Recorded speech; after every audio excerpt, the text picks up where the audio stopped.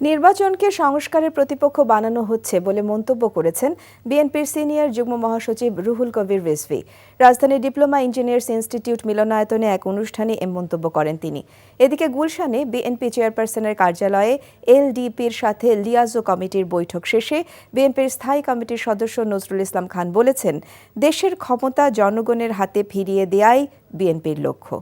তামজিদ সুমনের রিপোর্ট। চেয়ারপারসনের গুলশান কার্যালয়ে এলডিপির সাথে বিএনপির লিয়াজু কমিটির বৈঠক অনুষ্ঠিত হয়েছে।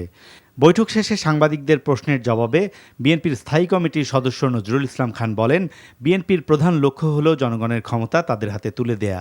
এ সময় এলডিপির মহাসচিব রেদওয়ান আহমেদ রাষ্ট্র সংস্কারে বিএনপির সাথে কাজ করার কথা জানান। আমাদের দেশের মানুষের আয় বৈষম্য সেটা কমে, সেই জন্য দরকার আমাদের জনগণের প্রতিনিধিত্বশীল একটি নির্বাচিত সরকার। সেটা করার জন্য যা যা করা দরকার সেটা কাজ চলছে। রাষ্ট্র কাঠামো গঠনের জন্য প্রয়োজন, সেই জন্য সামগ্রিকভাবে বিএনপির নেতৃত্বে আমরা তাদের সকল পদক্ষেপকে সমর্থন দিয়ে এই দেশে রাষ্ট্র কাঠামো পুনর্গঠনের জন্য যেই উদ্যোগ বিএনপির পক্ষ থেকে গ্রহণ করা হয়েছে সেগুলো আমরা বাস্তবায়নের জন্য তাদেরকে সর্বাত্মক সহযোগিতা দেব। এদিকে রাজধানীর ডিপ্লোমা ইঞ্জিনিয়ার্স ইনস্টিটিউট মিলনায়তনে এক অনুষ্ঠানে বিএনপির সিনিয়র যুগ্ম মহাসচিব অ্যাডভোকেট রুহুল কবির রিজভী বলেন, নির্বাচন গণতন্ত্রের একটি অংশ। নির্বাচন ও সংস্কার একই সাথে চলবে। যারা সরাসরি ভোটকে ভয় পায় এবং ঘোলা পানিতে মাছ শিকার করতে চায় তারাই আনুপাতিক ভোটের কথা বলছে বলেও মন্তব্য করেন তিনি। সংস্কার চলবে, নির্বাচনও চলবে। আপনাদের সংস্কারের অভিমতগুলো আপনারা সেটা পেশ করবেন।